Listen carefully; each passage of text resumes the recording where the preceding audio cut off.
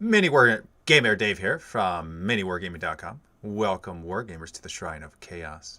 Today, we have a very special guest. We have Tania Gates, the War Mistress. You may have seen her floating around the internet, collaborating with many a wargamer on many a podcast. And today, we get the War Mistress in all of her glory, and we get to pepper her with the questions that you want to ask her. And so that's what we're going to do. So welcome, Tania. It's a pleasure to have you. Thank you so much. Yeah, thank you so much for having me. I'm excited to be here. So it was a number of weeks ago, maybe a month or two ago, that I met you for the first time. It was on Scary. He invited me onto the podcast, and there was kind of a round table. It was yourself and Scary, and there was one other guy there. I forget his name. That would be Matt. Was that Matt? Okay. Matt, yes. So that's the first time I had heard of you and was introduced to you. And then it's funny, ever since that time, I see your name popping up all over the place. War Mistress, War Mistress, War Mistress, War Mistress. So is that my reticular activator? Or is that just like you are everywhere? And why is that?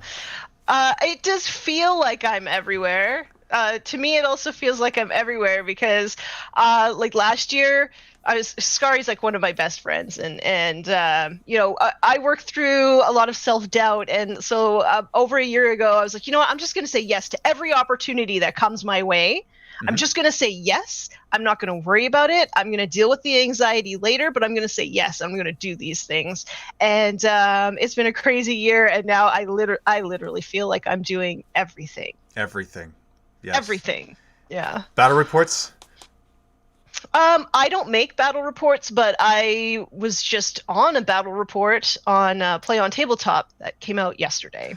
Oh yeah. Okay. Yeah. There was there was a video with you and Nick posted a little bit ago about was that Imperial Guard Army? Am I saying? Yes. Yes. Yes. Yeah. That was like my army showcase. Yeah. Very cool. Which I'm painting more right now. So this was the one that you saw. This is the one that's gonna match it. So nice. Yeah. Okay, so that makes me wonder, your location. Are you close to Play on Table? Are you West Coast? Yes. Yes. I am West Coast Canada. Another Canadian. I love it. I didn't know you were Canadian. Yeah. You may have told me that before. I don't know if that came up in the discussion that we had earlier on the other podcast, but that is cool. Every time there's another a Canadian wargamer. It's just, I get excited. I love it. We must stick together. It does sometimes feel like there's a disproportionate amount of Canadian content creators for Warhammer. I'm not really too sure why. Maybe it's just because, we're just so nice and awesome, and, we just want to share that awesomeness with the rest of the world. I'm not sure. Yeah, that's a curious one. I wonder. I feel similarly. There's like, okay, why is it that, you know what? It's almost as if each province is represented, because there's black magic, terrain, and he's out of Saskatchewan, right? And is there not one on the East Coast as well?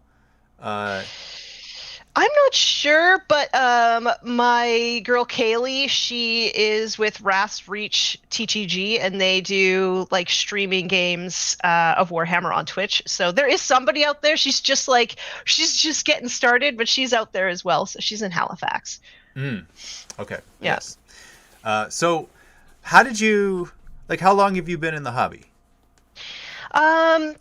So I sort of first found out about the hobby about 8 years ago, but I've only really been like really painting and playing a lot more. Like I sort of dabbled from like 8 years ago to 2 years ago, and then at that 2 year point I got hurt and I couldn't play my sport anymore, so I had all this free time and I really missed the like competitive and sort of tactical part of my sport. So I was like, you know what, I'm just gonna like start doing wargaming more, and now it's like taken over my life completely, and it's now my job.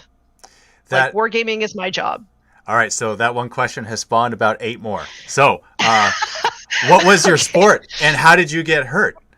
Okay, so I played roller derby, and Cool. I mean, just like beer and pretzels kind of league. But even then, like anybody who plays roller derby will tell you that it takes over your life. And I got hurt. It was just like a series of smaller injuries, but they just weren't healing, and I wasn't really too sure why. And so I took about 18 months off. And then it found out that I actually have a degenerative disorder and that it was never going to heal. So I could Crazy. never go back to skating. Yeah. Yeah. That really was soul crushing for me, because there was this thing that I loved so much. And like, I was like, the doctor's like, you need to stop doing this or else I'm going to need to replace your knees in 10 years. And I was like, I'm 32. I was 32 at the time. And I was like, I can't. So I just quit. That's sad. Wow. Yeah. That's crazy. But I got this other new thing called Warhammer now, and that's pretty rad. Yeah. So is it fair to say that had you not had the injury, we wouldn't have the War Mistress that we have today? Yeah. Yeah. Yeah. So lemonade out of lemons? Yeah, 100%. Yeah. Which I'm not, like, I do miss skating. Like, I miss skating outside particularly because I put on thousands and thousands of kilometers outside. So I do miss that, but I don't have that, like, giant roller derby sized hole in my heart anymore because Warhammer's just, like, come in and, like, filled it up for me. So Warhammer was, from the sounds of it, it was a thing already. Yeah. So how far does it go back for you? As a kid, were you into it? No, I never had anybody expose me to it. And here's the thing. So, I found out, so my friend from high school messaged me and he's like, oh my God, like you're into Warhammer now? And like, you've got this big Instagram following. Like, oh, I didn't even know that. Did you know we used to play? I was like, I used to hang out with you every weekend and you never told me about this awesome thing that you had. Yeah, so, but I never, and he was like, oh, just because you're a girl, we thought that you'd make fun of us. And I was like, okay. So I was never exposed to it until about 8 years ago when my friend was showing me, I think it was Blood Angels at the time, but he was like painting these miniatures. Nice. And he's my husband now. So, I mean, but yeah, and he was like, oh, you really like sci-fi, like maybe you'll like this thing. And I loved the miniatures, so I was like, I definitely want to try painting some. And it was in 7th edition, I think, back then. And we tried doing some floor hammer games, which was fine, but I wasn't really like hooked into the game side of it back then. More so painting? Yeah, more so painting. So I started a Chaos Space Marines army. This story just keeps on getting better. Okay, so it's gonna get worse for you. I'm sorry. So I started a Chaos Space Marines army, and then I was like, I hate painting the trim. So I sold off the stuff that I didn't paint, but I kept the stuff that I did paint because I'm never painting another Helldrake ever.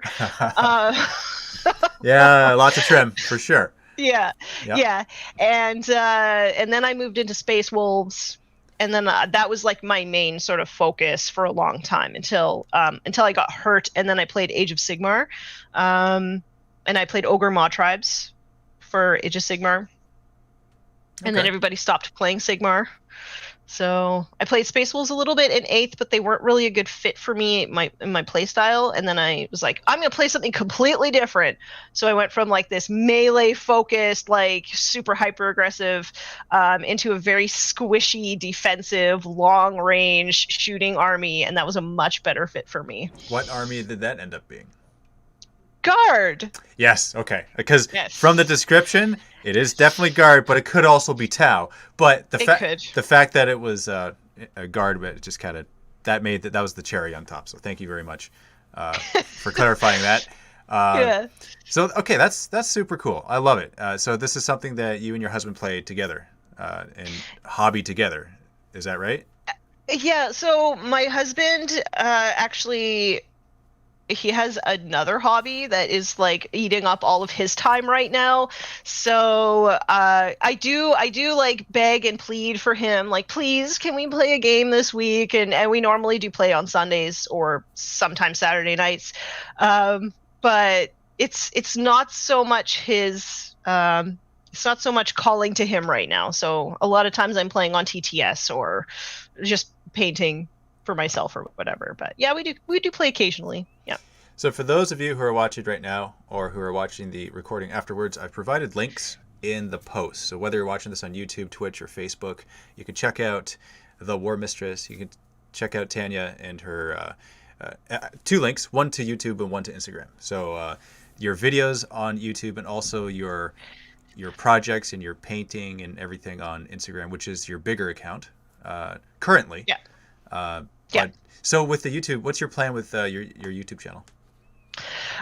In general, I just wanted to keep it more of like a podcast.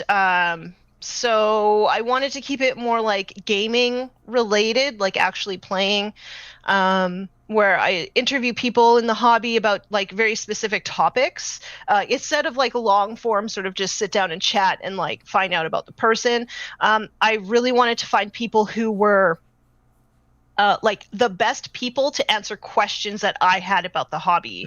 And I really wanted to make a series of interviews that would really help new players in particular sort of navigate the culture and the game space associated with Warhammer in general, but like wargaming sort of in general. It would help as well, a number of the topics. Yeah, so I basically am just making the content that I wish existed when I was first getting into the hobby. So if you were to say something to get people into the hobby, what would you say? What would you say? So like if I'm talking to somebody who's never heard of Warhammer before? Yeah. That's a hard one because I feel like if I'm going to try and like get somebody interested in the hobby, it's going to be somebody that I know. And I feel like I would try to like tailor it one way or the other. So if I know somebody's like artistic, I'd be like, oh, hey, check out my miniatures. Like, what do you think? Like, I painted that. Like, isn't this cool? Or if there's somebody who I know is like maybe into another game, like Magic the Gathering or sports or something like that, I'd be like, oh, I play this game and it's really strategic and it's just really cool. It's very like immersive. Whereas if I know somebody who like really likes science fiction or books or something like that, then I'd be like, oh, I play this game and it has this amazing backstory behind it that spans like over 10,000 years. That's probably where I'd go, but it's really, really hard to like try to get strangers like into the hobby, you know? Yeah, that's I wonder how I would tackle that. I would probably do something dumb like just play chaos and don't worry about anything else. Or I don't know. That's actually that might be a good idea for a video. It's just to get people not necessarily trying to get them into the hobby, but be like, this is what the hobby is. So if this is what you like, then you'll probably like this. Yeah. And that's the cool thing about the hobby for me is that it's so multifaceted. So like a hobbyist could be somebody who just reads Black Library novels. A hobbyist could be somebody who just paints. A hobbyist could be somebody who just collects stuff and doesn't paint, right? It's like so multifaceted and everybody has a place in the hobby. So for you, I think that's really cool. Yeah. For you, okay, so let's say we were to break it down to painter, player, lore, consumer, reader. Let's do that. Okay. Out of those, what would you say is like your highest percentage of hobby time spent? Probably painting, but playing is like just a little bit underneath. And the only reason why I say that is because I only get 1 or maybe 2 games in per week, but I spend a lot of time talking about playing the game. I spend a lot of time studying because for me it's really hard to learn the rules. So I have to put a lot of time into like actually learning how the rules work, making cue cards and stuff like that. So I put in like a lot of like game time that's not table time, if Makes that sense. makes any It sense. does, Yeah. yeah, absolutely. And I paint specifically to play as well. So I don't know. Painting and playing is probably pretty equal. Okay, yeah, that's fair. Hmm. How much do you get immersed in the lore? So I like to read the Black Library novels, but to me they exist as a thing that's sort of like separate from my table time game hobby. Okay, that's something Um, completely different. yeah, like it helps to, I guess, sort of flavor what's going on the table, but like I don't really like make a narrative for my armies or anything like that. Like I've tried playing Crusade and I really like it, Hmm. but yeah, I don't think that I need the lore to play the game. It's just like an extra spiciness that I sort of add on top. Yes. I'm relatively new to the Black Library books as well, um, which is funny because on Forge the Narrative, the guys like go off on these like Black Library tangents, and I'm like, you just spoiled so much stuff for me because I'm not there yet, but I'm making my way through some of them. So, So JT from PlayOn says hi. hi JT, I love you. He is he's a hard guy not to love. You know, I have to say. Right? Yeah, he's Right. a very lovable person. He's got an amazing voice, and then in person, he's just even more lovable. So He's a lovely human being. I think I tell him that all the time. JT, you're a lovely human being. Thank you for being so supportive of me. yes, I agree. I agree with Tanya. So thank you, JT, for having the epicness of everything. This is a It's fair true. assessment and accurate description of you. It's true. Yeah, it Even is. his leggings are epic. His leggings are epic. I agree with that too. Oh man. Okay, so for the very small corner of the internet who don't know who we're talking about, if you've ever seen Play on Tabletop and you've heard the voice of the announcer in the battle reports and the occasional player, that is JT McDowell. And so the ex wrestling announcer voice that you're hearing is JT McDowell. So Hmm. kind of a Hmm. perfect voice for this hobby and for battle reports. Very awesome. And obviously you met him because you were there and collaborating, and I had a chance to meet him as well and to play against him too.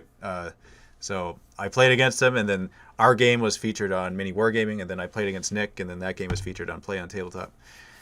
So fun collaborations all around. So if you were to do a collaboration, Tanya, what is a collaboration that you're looking forward to, possibly doing, potential in the future? Um. Oh man, I don't tend to like wish for stuff too often, but there's so many people out there. Like probably Winter's SEO. He is another human that's cut from the same cloth, Yeah. for sure. Yeah. Yeah, but there's so many. Like I can't wait to go back to play on tabletop again, just because I had so much fun. So hopefully we can make that happen. Um, but yeah, I don't know. Winters is probably the big one. I actually wouldn't mind working with Stephen Box from Vanguard Tactics. He's also a really nice human being, Yes. so Yes. that would be really, really fun to work with him too. I agree. Yeah. It's it's Mm. funny. It's like you name one, and it's like who are the all the others that are kind of like that. Here's the thing about like Warhammer content creators, like in general, Warhammer players, especially like competitive Warhammer players, they kind of have this like bad reputation, but a lot of them are like the most kind, supportive, progressive people that you've ever met in your life. So like I literally just want to work with all of them. Yeah. Yeah. Yeah. Yeah. There's that's true, and I have to say hi to Mango Smasher because Mango Smasher's in the house. So Hey. uh, check out Mango Smasher on Twitch, guys, if you haven't Hmm. already. Hmm. Uh, so okay, let's talk about something.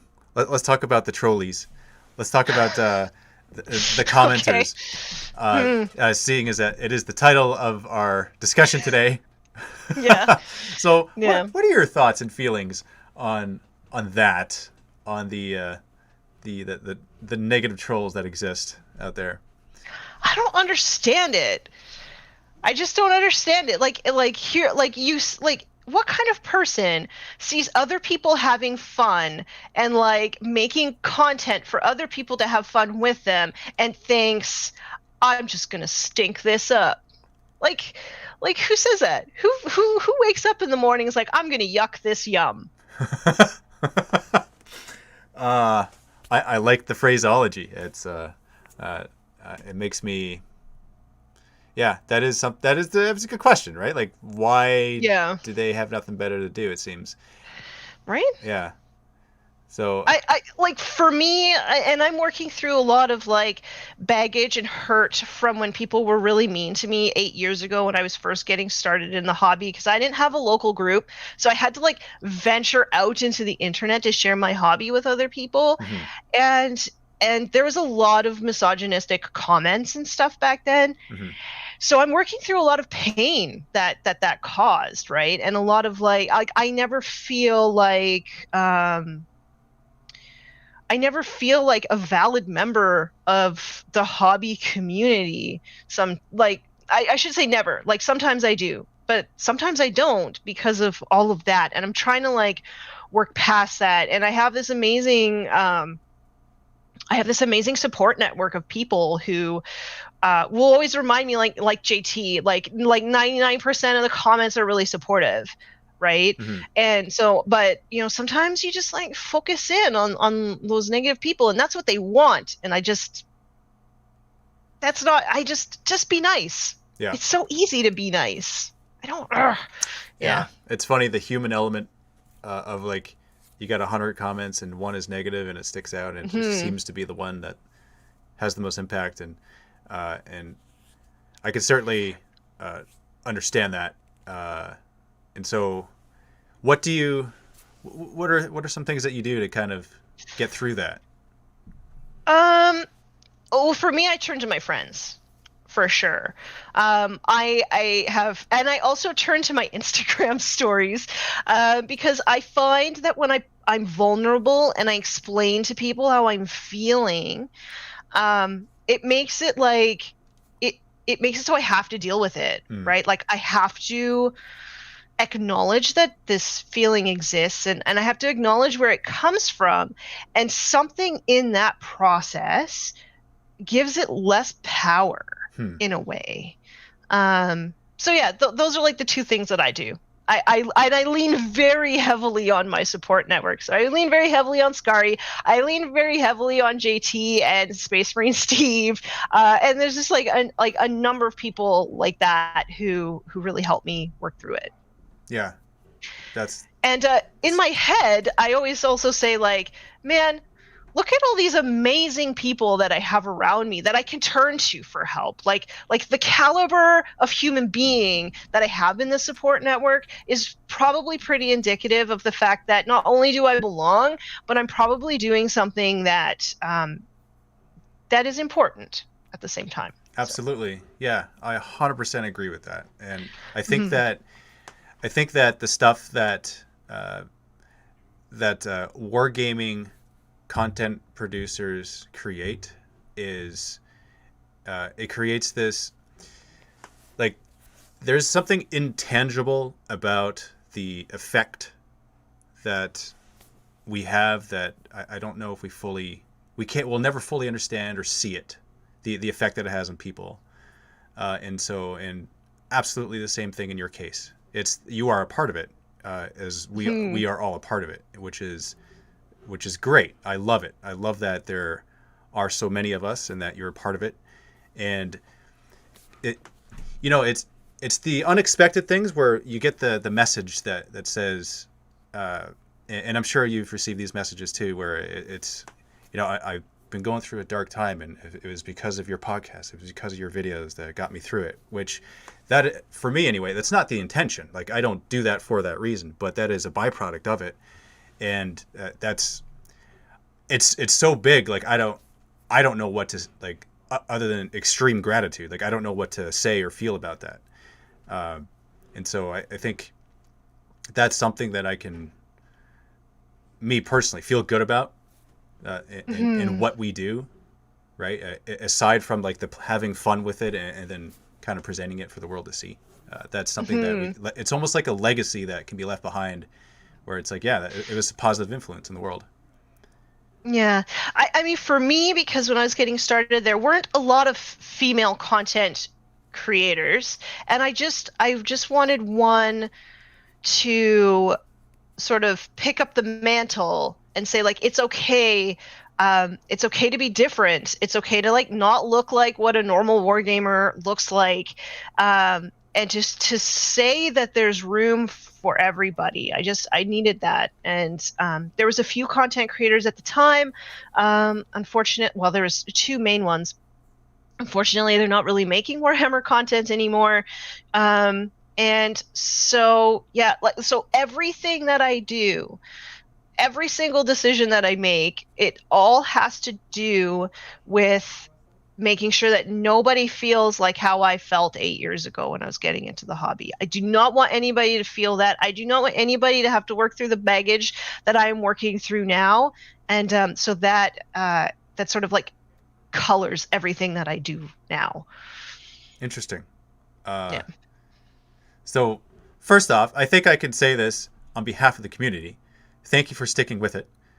And did you say 8 years? You said 8 years, didn't you? Yeah. Okay, so Corn wanted it. See, that makes the story even better.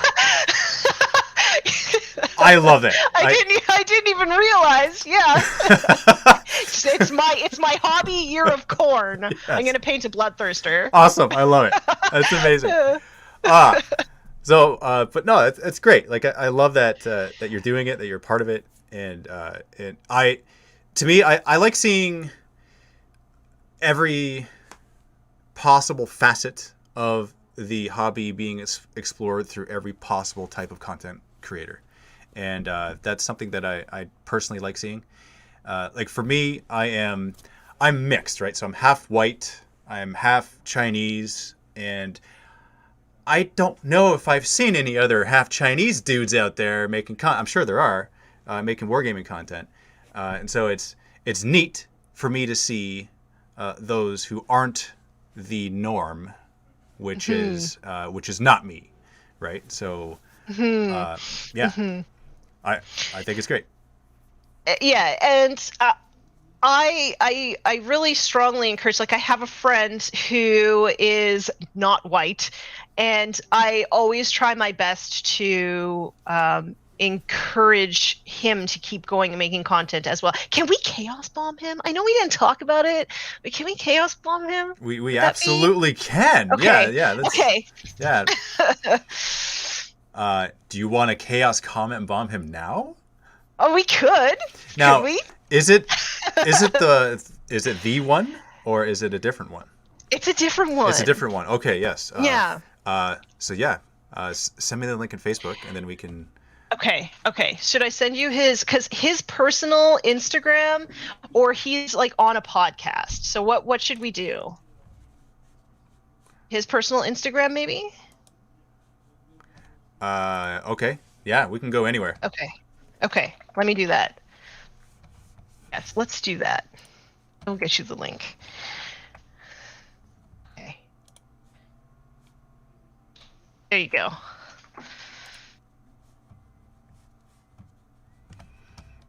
All right. He's also like the Brown John Hamm of Warhammer 40K.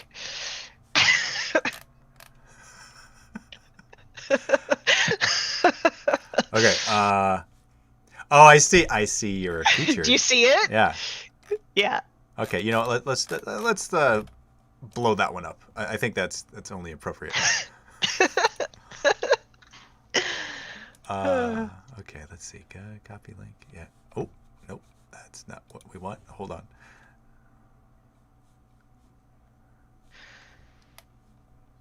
Oh, I'm so excited. Okay. So Let's see if this works. Yeah, okay, perfect. Okay, so we're going to do a Chaos Comment Bomb now. For those of us who have not participated in a Chaos Comment Bomb before, this is how it works. We're going to post a link in the chat, and then we're going to follow this link, and the link will, in this case, bring you to an Instagram post. So whether you're on the computer or on your phone, you can go to it because it goes directly to the post. And the purpose of this is to let this person know that they have been Chaos Comment Bombed. And the type of comment that you could leave could be anything like, Tania and Dave say hi from the Shrine of Chaos. Or, you have been Chaos Comment Bombed. Or, the Eye of Tears says all. Whatever it is, as long as they know they've been Chaos Comment Bombed, it's all good. It's also really funny because he's Imperium for life, so... Did you receive...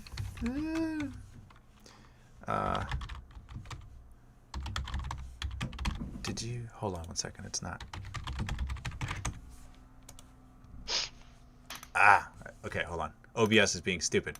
It booted me out. Uh-oh. Uh-oh. Time to spread the taint. Nice. Chat loves it. Okay, hold on. Hold on. Okay, it booted me out, and I don't remember the password. Oh, no! Oh, no. That's why we do it live. We gotta keep it in, though. We gotta keep it real. I'm like the worst with technology, so like all of my stuff on Twitch is just an overlay and a chat bot. That's it. Everyone's like, you should add more stuff. I'm like, but then I don't know how it works. Okay, stupid capture stuff. I believe in you.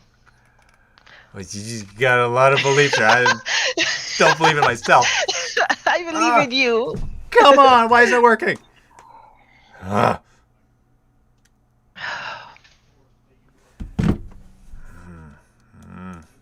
It's not good.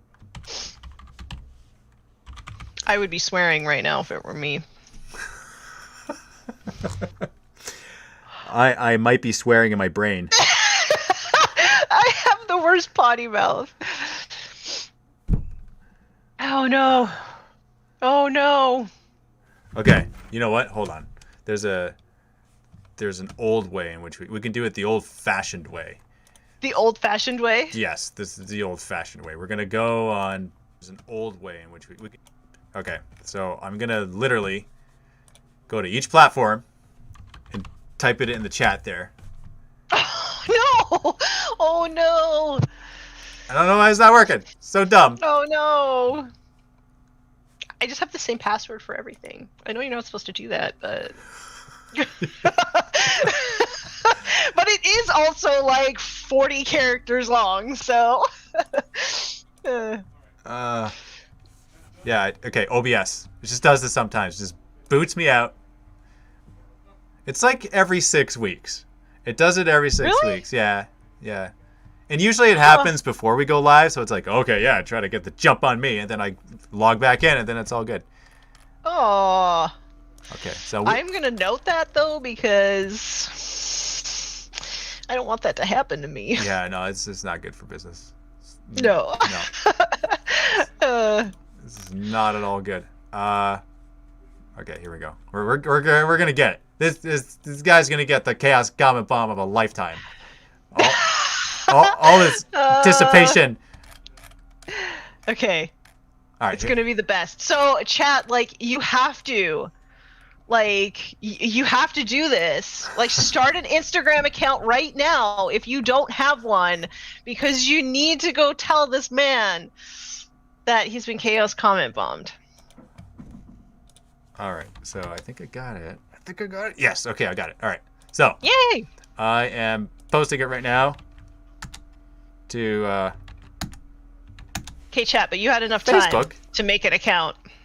There we go. Okay, so a bunch on Facebook there, and then now on Twitch. Let's see what happens on Twitch. Can we add it to Twitch? Where's the chat thing on Twitch? Why isn't it coming up? Oh, the words in my brain right now. Oh no. Here, I will actually, say them for are you on Twitch? In my head. Are you on Twitch? Me? Yeah. I can be. Okay. I can be. Here, I'm gonna. I definitely can be.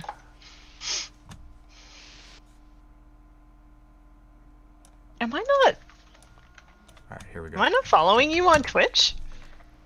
I don't know. What is Okay. this? All right. So there's the exact link to the exact post on his. Okay. I got it. Nice. Okay. That is so funny. Okay. Okay. Now I'm gonna post it on YouTube. So if YouTube viewers, okay, there's a block of links there. That'll bring you to the Instagram post. So in the meantime, in the 10 minutes that took, if you just happen to hop on, this is what we're doing. We're right in the middle of a Chaos Comment Bomb. So Tania, the War Mistress, has suggested this one. This is an Instagram user. So you can actually... I'm only allowed to... I'm not allowed to. Your bot won't let me. What? It won't let me post links. Okay, here. I got it. Yeah, okay, it's working now. It was just the... There you go. Page There you go. Page had to be lower, so it's all good. All right, so there we go. And here it is. And you know what? Just for fun, I'm going to click on the post to see, like the post and see like the comments update. So let's see. I'm going to add something here. The Eye of Terror sees all. Okay. I posted it. Oh, I love it. There's 338 21 comments. Okay, 21 comments. Let me refresh this. By the way, you guys are Yeah. awesome. Without you guys, It's true. we don't have the Chaos Comment Bomb because there's no fuel in this bomb without you guys. So thank you so much. They are like the plutonium. Yeah, I like it. Does that make them able to go back in time too if they want? Yes. Okay. Yes. Of course it does. Yes. I like that.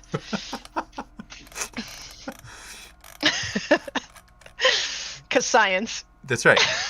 Yeah. Because of flux capacitor, of course. Of course. All right. Very cool. So that's the first one. Should we do the second one? Yeah. Okay. Yeah, that's a silly question. No, Dave. No. Let's not do the second one. It's a bad idea. Yeah, no. Why would we want to spread any joy and love for other content creators? Silly idea. I have to type it in. What was... You want me to help you here? Yes, I need help. Okay. Big time. Okay. The 5-second memory is kicking in. Okay. I got it. I got this. Okay. I got this. Okay. All right. Okay. Here. And then you wanted the one that was 19. Okay, we got this one. Their latest video? Okay. I got it. Okay, perfect. I got it. All right, so we're lucky that we're like the bomb isn't exploding everywhere on us. Okay, so here we go. So this is the second Chaos Comment Bomb. This is a YouTuber. So click on this one and leave a comment. Whoa, what? Whoa, what happened there? What? Oh, now I get it. I understand what happened. I shared like the Facebook link of it, not the YouTube link of it, so it just went all weird. So, and it was so long that it went past characters. Isn't that crazy? Oh, jeez. All right, so here we go. I'm posting it on YouTube right now. There's a whole block of links there. Just click on one of them and then leave a Chaos Comment Bomb for this channel, which is Deep Games Spain. And they do a lot of live content. Yes, it looks like their latest one was the Cursed City Warhammer Quest. And it is Spanish. It is Spanish. It is Spanish. But they are amazing human beings. They have really great production value. And they're just really supportive of the community. I just think even though it's Spanish language content, I feel like everybody should at least go and like check out the quality of what they're doing. Okay. So I've now posted links everywhere. So it'll be spammed, so it'll be unquestionable like where you need to click on. And that'll bring you to the YouTube video. So let's see. Let's see what they say. So one of my favorites is to actually go on the comment section and then see. Yes, you guys are awesome. Thank you so much. 8. Look at that. 8 comments so far. Core wants that. So we need a little more. I haven't actually heard of this channel before. And is literally everything in Spanish. There's do they do any English content or no? No, they'll talk to me in English when I hop into like the live chat. That's pretty much it. But yeah, no, I don't think that they need to make English language content because there's so many English language producers out there. But they could make English language stuff. Mm-hmm. Yeah. So that's a curious thing because there was this channel that contacted us recently, and they said, "Hey guys, we really like your AOS bat reps. Can we want to do some AOS coverage, and we basically want to dub your bat reps so that they can be seen Interesting. in another language." And I can't remember for the life of me if it was Spanish or English. Or French, one of those two. It might have been Spanish. Yeah, so that's and we thought about it. We're like, that's actually a really cool idea because then it's more content infused into the community and in an audience that we don't have. I don't know the percentage of non-English speakers watching the videos, right? But it certainly couldn't hurt. Yeah. So, yeah. I came across Deep Game Spain when I was volunteering with the Las Vegas Nopen, and they were just so funny and charming, and I was like, I got to find out more about these guys, and it turns out that they're just really nice people. So yeah, they're amazing. So what are some fun projects that you have that you're currently working on or that you have on the horizon? So I actually just started an orc army in end of November. So I have a ton of orc projects. It's all third party, so there's no GW models in this army. And a lot of the designs are just like really like oddball kind of designs. So that's like my fun project that I'm working on right now. I am also painting, so I'm always working on Guard. Always. That's the constant. Always. That's like my tournament force, my tournament faction. So like I'm always constantly adding to that. But so my orcs, it's just a giant project that I'm working on, and I started painting pink Marines. They're pink Templars. They're the defenders. Yeah, they're the defenders of Whimsyshire, and yeah, they're just bright pink, and I'm making like little like fairy garden inspired bases for all of them. So that's another fun project that I'm working on right now. What was the inspiration behind that one? Spite. Why spite? Because I was just like sick and tired of people who like want to tell other people what they can and cannot do with their hobby. So I was like, I should just start pink Marines then, and I'll make them the manliest chapter ever. So they'll be Black Templars, but I'll paint them pink. And I just sort of like fell in love with this idea, and now I'm just gonna make it a thing. Yeah. So the bases have like teddy bears and mushrooms and flowers and stuff on them, and yeah. Very very imposing. Very fear the mushroom. Yeah. Yeah. Had you ever considered doing Slanesh, like Noise Marines? I have Slanesh demons.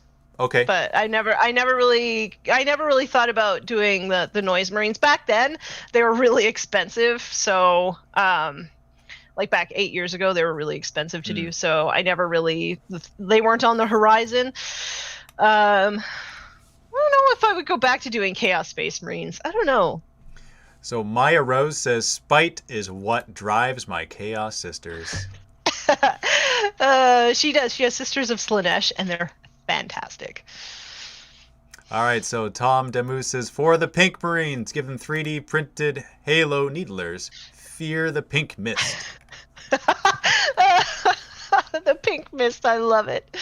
Yeah, no, I I say that they're pink Templars, but like in all honesty, I'm probably gonna play them with Ultramarine rules just because they sort of like fit my playstyle better. But which I think almost would make people more mad.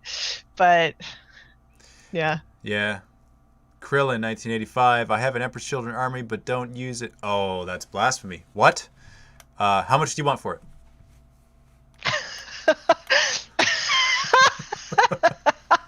Hey, if it's not being used, man, like, I'll find a good home for it.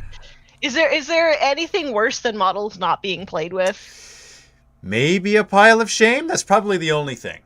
Don't look at what's behind me in here. Is that all? Are those totes of shame? Yes, they are. What's the percentage of the shame versus the playable? I probably have like a third painted. Okay. Honestly, that's probably like what the percentage is. Like that's the average amount that a wargamer has. I'm trying really, really hard not to buy any new stuff. And then like they release Bellacore and I'm like, ooh, no, Tania, no. Yeah. I'm probably buying one. By the way, I think I might be wrong there because there's a lot of comments that are like, oh, I would love to have a third painted. So apparently it's higher than normal. Oh no! Really? Yeah. Oh no. Oh. Yeah, no, because like my ogre mod tribes, I think I just have like one Stonehorn left to paint and then a few Mournfangs. Like the rest of it's done. Yeah. I have to say this because this is something that we were talking about earlier. So Lav says this: sometimes I feel unwelcome because I'm young. Mm-hmm. Well, first off, you are welcome here. This is the Shrine of Chaos. Unless you collect out. Then you're welcome.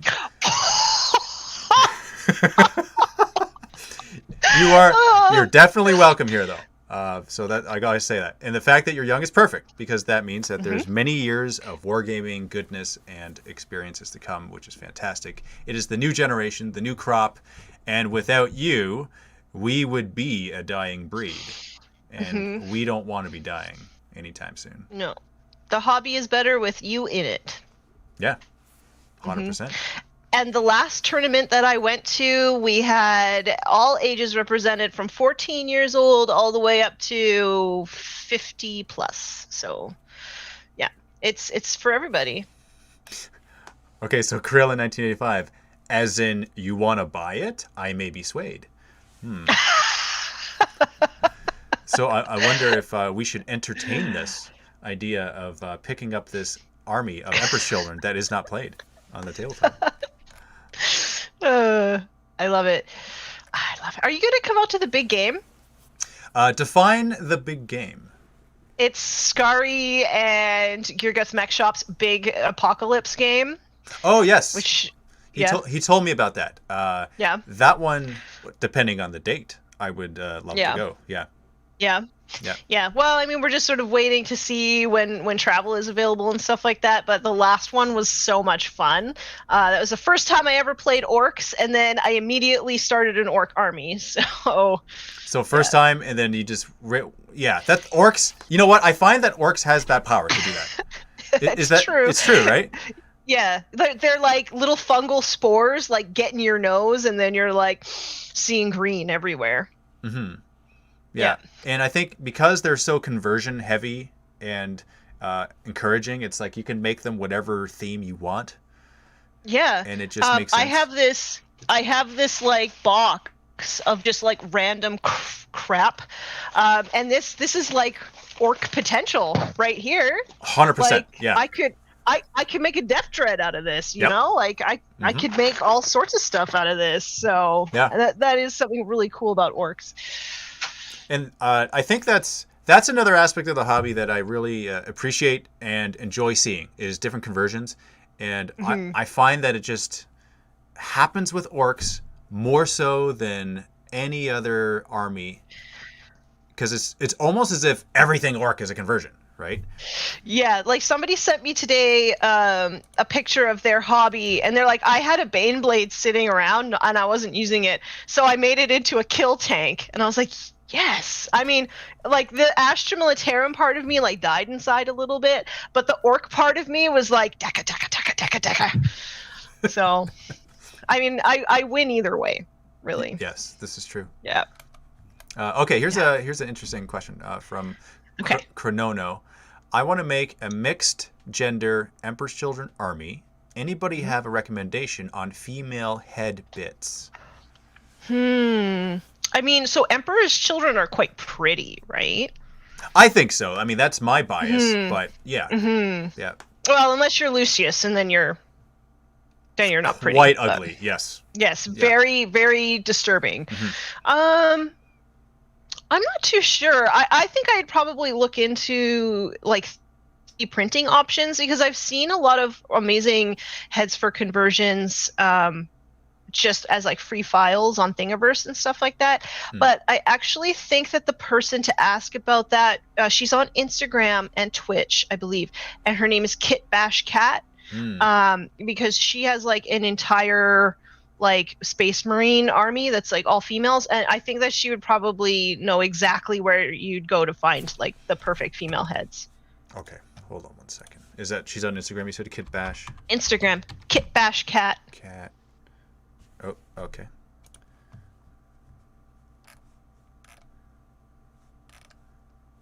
I am. Yeah, so and she's like a lore junkie too. So like her female Marines have this like huge like lore filled backstory, and it's pretty amazing actually. I'm searching this up. Ah, okay. Let's see. Here, let's do this. For some reason that didn't.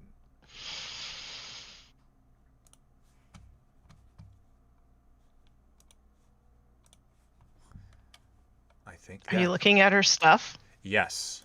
It's pretty amazing, right? Yes, I'm looking at her stuff, and that's cool. It's different. I like it.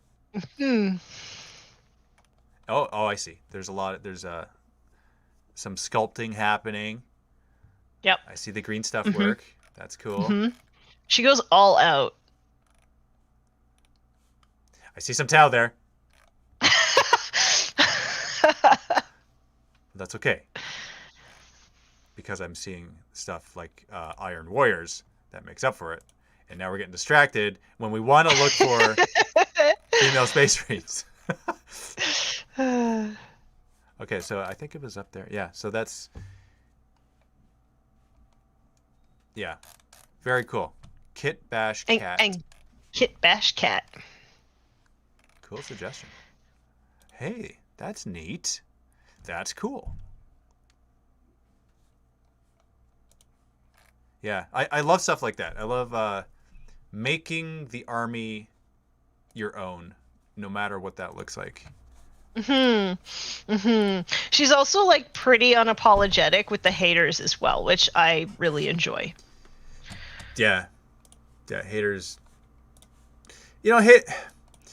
Oh man. Okay, so here's kind of what I did. Like, this is the evolution of the haters for me. This is my experience with the haters. Going back to that subject again. When I first started, close to 14 years ago, making content, we got very little hate because we were so small, right? So it's like everything was positive. And then the first negative comment that comes in, it's like, oh, we're big enough to be attracting trolls. That's cool. And then it's like, okay, well, all right, we're serious now. Before we were just kind of doing it and see what would happen, but now we're like, okay, we're being noticed that there's like people like not liking us, because for every one person that says something negative, there's like 10 that are thinking it and not typing it, and then so like all these thoughts happened, right? And then there's a lot of things that kind of that I went through the cycle of like, oh man, that sucks. Oh, why'd you say that? And there was like really dumb things. Like, it's the spectrum of dumb. It's like, yeah. Oh, Dave, you gained weight. Oh, or like, oh, you lost weight. And like, okay, they just watch 2 videos that are 5 years apart. Like, of course that's And good. can we also just like not comment on people's bodies, please? Yeah, it's like, who cares, man? Uh, Yeah. I got a 6-pack. Comment on that. Or like, but it's just, it doesn't matter what it is. Who cares? Right. It's not why we make the videos, right? If we were like a body channel, we're showing off our bodies, then comment all you like, right? Mm-hmm. Or if we're like making a point to talk about it, but Yeah. and then there was a long stretch of time when I ignored the comments, where I went through I would post videos or whatever, and I wouldn't even look at the comments. I'd just be like, okay, well, there's going to be trolls regardless, no matter what, no matter how good you think the video is, or how crappy you think it is. At the end of the day, the trolls are going to be trolls, and they're going to do it just because they're trolls. So I'm just going to leave it. Yeah. And that actually happened for many years, that I would rarely look, and I'm talking about YouTube specifically, for like the social media. That's different because those are engagement focused as opposed to entertainment focused. And it's rare for me now. It's rare when there's a comment that sticks out that makes me react in a public way. Like my wife, she looks at the comments and she gets angry. She's like, oh, I can't believe they said this about you. Oh, I'm gonna kill them. And it's like, no, don't worry about it. They're just being dumb. Yeah. Like, it's like there's a percentage of dumb attached to every video. It's all good. It's the lightsaber, right? It's like the like to dislike. It's just gonna happen no matter what. And so she's like, yeah, okay, well, if you say so, but still, that person's a jerk. Like, yeah. Yeah. Yeah. Yeah. And like it's for her, right? Because she's seeing it. She's immersed in it. It's like she just jumped into the water. She's like, oh, it's cold, right? Whereas I've been in the water and I'm looking at it and it doesn't have the same effect. It's worn off. And I think that's just it. It's the years of kind of like, all right, that's just the thing that exists now. Yeah. And I try not to engage with those comments just because I know that's what they want. They want the fight. Right. Yeah. Yeah. So yeah, I'm getting a lot better at dealing with the comments. It's just like every once in a while there's one that like triggers my own insecurities about myself, and those ones, yeah, they could ruin my day. I'm getting better. So it used to be like they'd ruin my week, and then they'd ruin my day, and now they maybe like ruin my 6 hours. So it's getting better with like the more practice that I get, for sure. I find, okay, so I've also engaged in this. This is a fun mental exercise for me anyway. I have purposefully engaged in those comments, but I responded in extreme kindness, and whenever that happens, it's like their jerkness is amplified. So it's like, oh man, you're what response back? There's no, and then because it's public, everyone sees it. So it's like, oh man, you're a double jerk for saying that, or yeah. So and for me, that's kind of, it's fun in the sense that it's like, it took all the steam out of the troll. Yeah, because as a human, can't help but be affected by it. But the only thing I have control over is my reaction to it. And so I've tried that in the past. It's an interesting mental exercise to do that. And to see the other people come to your aid. And it's like, yeah, dude, awesome. Well said. Or, it's like you couldn't have, like, that person is wrong because they were cut from the cloth of stupid. So, yeah. And I do feel like sometimes a lot of people coming into the hobby, but maybe particularly women or people of color, they might think that the community itself is like filled with that kind of troll.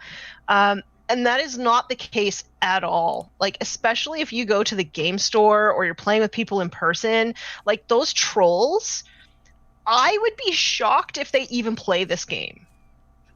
I would be shocked because there's just no way you can conduct yourself as a human being in that manner and be able to engage in having a game that requires cooperation. Yes, it is a game that you know, you want to win it, but at the same time, there is a certain amount of cooperation required in order to get through a game of Warhammer 40k. And I don't think people who have that kind of mentality that they would go out and troll people, that's just, they're not going to be at the game store. You're not going to see them. I have not seen that kind of behavior often, right? It exists, but it's usually just people on the internet. And I even say that, like, it's like trademark, people on the internet, right? Like, those to me are not, that's not the same as like a hobbyist or whatever. So I do want to caveat this, like yes, these trolls exist, but I think that they exist almost outside of the hobby, if that makes sense. Right. Like, it shouldn't scare you. It shouldn't keep you away from your hobby. It shouldn't keep you away from playing the game, because, like, really, you're not going to experience those people very often. Yeah. And there's some, you know, it's funny. There's some obvious comments where it's like, ooh, Dave's in this video? All right, I'm out of here. So okay, it's like, bye. Okay. Well, you made Don't let the door hit you on the way out. You made it a point to leave a comment. Why would you spend more time than you wanted to say that? This doesn't make sense. So I find those ones like funny because it's just obvious. Yeah. But it's funny because you can tell who's going to be in it normally, right? Like, or by the description. Like, literally, the video is still going while you are writing this comment. And then also, by writing the comment, you're giving engagement. So you're telling the algorithm you want more of this. It is so funny to me. Yep. Thank you for the comment. You are helping me beat the system. That's actually true. You're absolutely correct. Yes. Oh, like, man. You're better off not saying anything and not engaging with content that you don't like. You're literally, even though you're being a jerk, you're literally still helping the content creator. It's hilarious. That is so true, and that's absolutely correct. Yeah. Yeah, and after having watched the Social Dilemma documentary, that makes. I've not seen that. I recommend it. It's fun. Okay. It's not. I wouldn't say it's fun. It is. Eye-opening, illuminating. Yeah, it's one of those, like, you kind of have a sense about it, and everything that's being presented is like, you know, I kind of had a feeling this is how it always is, but it goes into detail and explains why. So it's like, okay, that makes sense. Okay, yeah. I'm gonna have to check it out. Yeah, I recommend it. Yeah. The scary part about it is that a lot of the creators of these social media platforms don't let their kids on these social media platforms. Like, that's the scary part. And like, that's especially because of what we do, right? Like my job is to create content and to post on social media and to get people to engage in our posts, right? So it's like, how do I feel conflicted about this? But it's ultimately for a good thing. I mean, it's constructive and destructive depending on what you do with your time, and so yeah, it's definitely an eye-opening one to watch, and I recommend anyone watch it. And I recommend that no kids go on social media. Like, they don't need to go. Like, my daughter, she's 11. Like, she doesn't need to be on anything. Yeah. No. Yeah. If she's older and she wants to, then that's fine. She has more life experience and she's, can handle things better. Yeah. But can you imagine that? Can you imagine, like, an 11-year-old looking at all these posts and seeing all this negativity directly affecting them? Like, what does that do to their psyche? Well, not only that, but, like, I know we're sort of, like, getting off on a tangent, but, like, and I like to tell people this quite frequently when they send me messages, right? It's like, well, what you are seeing, no matter how genuine somebody tries to appear, you are seeing the best parts of that person, right? You are seeing exactly what they want you to see and nothing that they don't want you to see. So you may feel like you know these people. Like, people might watch your videos and think that they know you. I'm sure that you've come across this, but they only know Mini Wargamer Dave, right? They know what you want them to see. And I think a lot of people don't realize this. And I think particularly young people might see like celebrities or whatever on social media and think that that's their real life. And it's not. It's not even close. So it really like messes with your concept of reality. Yeah, it does. Yeah, I agree. Mm-hmm. That it's a strange. It's such a strange thing, and you know, we know that and recognize that, but at the same time, still fall victim to it. Yeah. Yeah, it's like, huh. Yeah, of course. And like and the nature of social media in this regard means that you're constantly comparing yourself to other people. Oh, look at their great life. Oh, look at all the great things that they're doing. Oh, you know, but that's not their life. That's just the parts they want to show you. And those parts may not even be real. So, you know what? Okay, so Thomas leaves this comment, and this is interesting. Thomas says, begs the question, does your experience with social media make you better protected against this stuff versus someone who has never been exposed to social media? No. Depends on who you are. So. It depends on who you are. Yeah. If you're a child, I would say not, because you don't have the developed instincts to know the degree of reality versus reality that you would as an adult, because you haven't had the life experience and you haven't gone through as much real emotional experience. It's not the same fight at all. It's you know what? Okay, to answer your question, I would equate that to a Warhammer player, right, who's brand new, and they're given a Space Marine army, and it's like, okay, roll dice, and just happen to roll dice when you think it's the right time to roll dice, and and trust us that when we're telling you to move your miniatures and remove them, and trust us when we say that you've killed our stuff, versus a person who has like studied and played and experienced. It's not a fair fight at all. Mm-hmm. Yeah, and so that's my take. Yeah, on it. yeah. And the intangible nature of the internet is why you get trolls, right? They don't have that like face-to-face contact with you so that they could see like the human emotion that they are inspiring, right? Right. Yeah. They're hiding behind that wall of, I can say anything I want. Yeah. Yeah, And you can. Just like in the real world, though, you might get punched in the face. Right? Mm-hmm. Or somebody might just walk away from you, or somebody, you know, like there's real world consequences when everything is tangible. But in the intangible nature of the internet, there are no consequences. And yeah, I think it's the same. I think for that reason, it's really it's good to keep kids off the internet. Like now there are like emotional intelligence courses for dealing with internet like interactions. Like that is so crazy to me, because like you should just accept that you're talking to a person, right? And use your same real world experiences in dealing with that person. And yeah, it's all just so weird. I mean, I agree. I think it's a good thing that these things exist, and they help to teach people and give them tools, especially young people. But isn't that nuts? It's nuts how something like that has to exist. Yes. It's cause and effect. It is crazy. It's crazy. Yeah. Yeah. And I can't even. I just assume that the person I'm talking to is a real human being. That's all. And then I'm nice. Yeah, that's the default, right? It's like, okay, cool. Let's be nice. Let's be chill. Be chill and we're playing a game, for goodness sakes. That's what we do. Just let us have fun. Come on. What is there?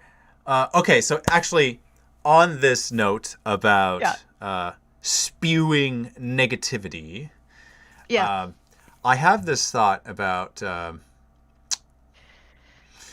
negative reviews. So right now, I feel conflicted over it. I feel conflicted over negative reviews of particularly GW products. And so this is probably a very unpopular opinion, but I'm going to be real and share it. Okay. because Okay. these are my feelings. So GW, this massive company that makes this game, which enable us to make a living, right? So without their existence, we had to do something else. Yeah. They make games. They set prices for their games. They put whatever they want in their games, and we consume it. So we have the choice to purchase their products or not. I mean, there's certainly value over one has greater value in terms of the product that you get for other products that they release. That is certainly true.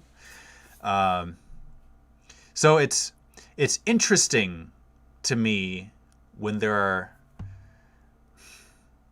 are negative reviews, and I guess that that goes with the journalistic integrity. I want to, people, they want to say like, I'm not a big fan of this, which is cool. They're certainly within their right to say something. I think for me as a channel, I don't feel it's the best thing for my channel to do that as part of the content that I create. Now that's just me, right? Some people do that. That's part of their channels. Some people, that's all they do is part of their channels. It's true. Yeah. And if I'm disappointed by something, usually those videos get more views because it's emotion driven. Whenever there's content that's emotion driven, it's for some reason it just gets more of a. I mean, the algorithm loves emotion, right? It does. So, what are your thoughts on that? How do you feel about that? About like people leaving negative reviews? Yeah. Yeah. I feel like for me, negative reviews don't do anything. Nobody is listening to that in general, except other people who already feel the exact same way that you do.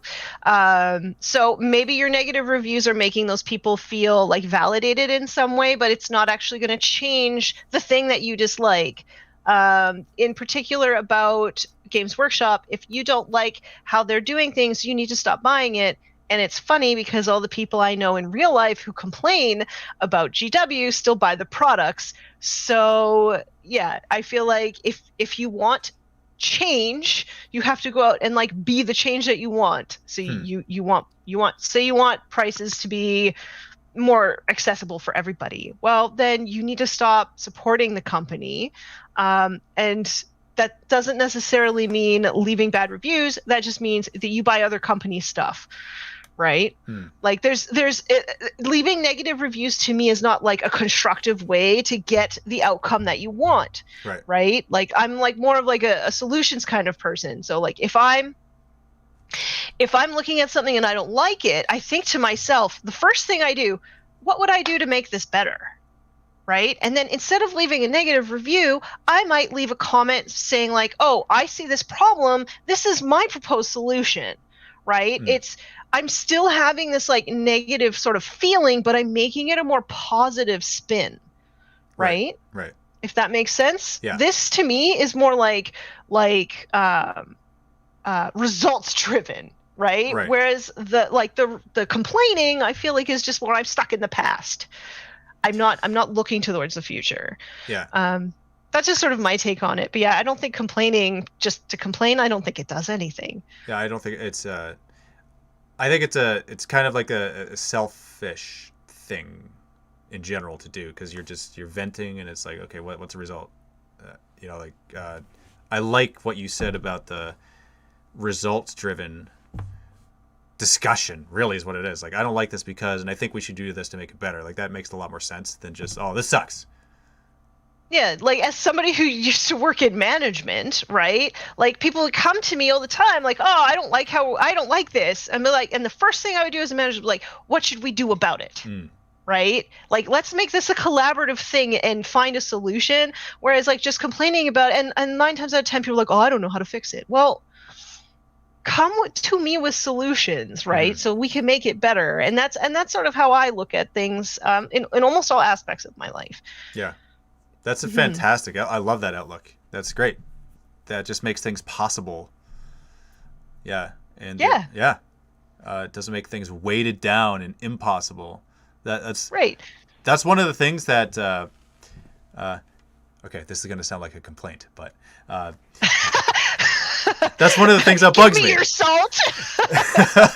It bugs me, like not to the degree where it's like, you know, I'm bothered by it, but it's kind of funny to me when there's just complaints and excuses for things, and it's like, okay, well, yeah, let's figure out a way to not do that or get around it or whatever.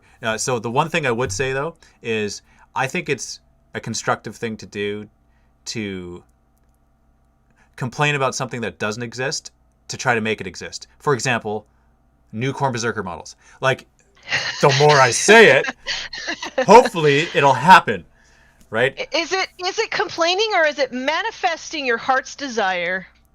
Yes. Yeah. Yes, it is. That is certainly true. It is my heart's desire. See, so maybe spin it. Maybe it's not complaining. Maybe you're just like putting this amazing idea out, and eventually GW is going to hear it, and it's going to be like, yeah, that is a good idea. They're going to give you what you want. Mm-hmm. Yeah. And I don't think I'm alone in this. I don't feel unique. I don't feel like I'm a unique individual, the only person who wants this. Like, I feel like this would be a thing that many people would want. That Totally. I don't play Chaos Space Marines anymore, but this is a weird tangent, but back when I was playing, I bought some like used models off of somebody, I don't even know, and this amazing Khorne Berserker was in this like box of like broken models or whatever, and he was just so fantastic that I kept him and I named him, and he sits like on my painting desk, just like he just makes me smile like inside. So he's right there. I love it. His name is Skippy, okay? His name is Skippy, and he has this amazing pose. Awesome. I don't know if you can see. It looks like he's just like la, having la, la. a great day. Yeah. La, la, la. And like I don't know if you can see, but he also has this big white smile. Yes. Yeah, I see. Yeah. I see the teeth. I feel like he is everything that I would love about Khorne if I played Khorne. So that is that is my one Khorne model. I love it. That's not true. I have another one, but yeah, this is my greatest secondhand model find ever. I love it, man. Yeah. Stories like that are great. Oh. Speaking of berserkers. Okay, so here's an interesting comment coming from YouTube. I am not Kilroy says, can you guys talk about GW refusal to actually balance army competitiveness? That's an interesting one. I certainly have thoughts about that. Would you like to go first? Gosh, this is such like a polarizing thing. It's polarizing. So first off, I do want to say that I do play tournaments, and I play a faction that is probably one of the worst in the meta at the moment. So I do understand how frustrating it is to have an army that is, like I was just saying, playing on hard mode, right? Mm-hmm. I am playing on hard mode. Like my codex is dated, and this army is not made for 9th edition. Mm. So I just want to get that out of the way. One, Games Workshop exists to sell stuff. Yep. Right? So, and if they're not making money, then we're not going to get new stuff. So, there needs to be a balance there. But also, for me personally, I am not making any decisions about whether the codexes are balanced or not until all of the codexes are out. Once all of the codexes are out for 9th, then I will start looking and be like, okay, how balanced is everything? Because Space Marines, Codex Marines were the first thing basically to come out, and now they're at a 50% win rate in tournaments. Now that, we have more codexes out and stuff like that. So I feel like there's a good chance that it will become more balanced as more codexes come out, but I'm like holding off my judgment until that happens. Now, I do wish that they would come out with these codexes a lot faster. But yeah, I'm holding off on my judgment there. But yeah, that's sort of my thoughts. I feel that, okay, first off, there's a lot of stuff you said I agree with. Like, they're a business, they've figured out a formula and how to sell a lot of minis and make money and make more. That all makes sense to me. So it's doesn't matter what I feel about that. They're making money and they're making more product. And they're making more product of the stuff that makes money. So there's also that. And I actually thought about this the other day, funny enough. So why is it that the armies in 40K are so imbalanced compared to each other? Why is it that there's codex creep? Why is it that it's even allowed to happen? And I thought, that's Warhammer has got to be the most complained about, loved, hated game that fans have ever experienced. Like a Warhammer player, there's always a degree of complaining about the game and about the imbalance, right? There's so many things to nitpick about it, yet it's the game that people play. How is that even possible? Like, usually when I think of games and people love games, like, I love this game, you're going to love it. This game, it's like, oh man, the imbalance, I can't believe it. I can't believe they didn't do this. This isn't included in this box. Why didn't they do this? This really sucks.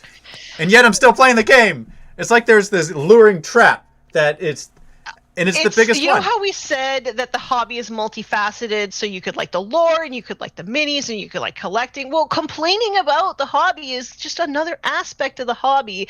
And some people, that's the only aspect of the hobby that they like. But they're still hobbyists in their own way. Yeah. I so for me, I'm not like the greatest player. I've only really been playing for about 2 years. I do okay for myself. I'm at about a 50% win rate, but I wouldn't say that I'm like a top tier competitive player or whatever. Like, I'm trying to get to 3 wins, 2 losses consistently in tournaments. That's sort of where I'm at.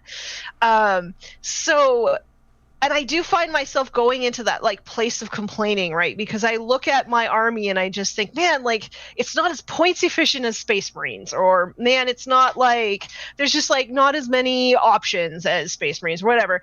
And like, whenever I start doing that, I just sort of like take a step back and I am trying to just be like, yeah, but I love my army. This army is my fit, right? Yeah, they may not be the greatest right now, and yeah, maybe that just means I have to outplay everybody else, but that means that when they get their time to shine, I'm just gonna slay everybody, right? Right? That's sort of how I look at it. Every army will have its time to shine at some point if you're in it long enough. So, yeah. Yeah, it's a fascinating thing. Love it. Yeah, and I guess it makes sense. Yeah. So, on that note, thank you very much, Tania, for joining me today on the Shrine. It was super fun. It was fun. You are certainly welcome back in the Shrine anytime. The Corn Berserker, that did it for me. So. Thank you for showing. Anytime because of Skippy. Again, for those who are watching or listening, I provided links in the description to the War Mistress. So check her out on YouTube, subscribe to her channel, and also on Instagram. Follow her on Instagram to see her projects and her ongoings of Wargaming Awesome.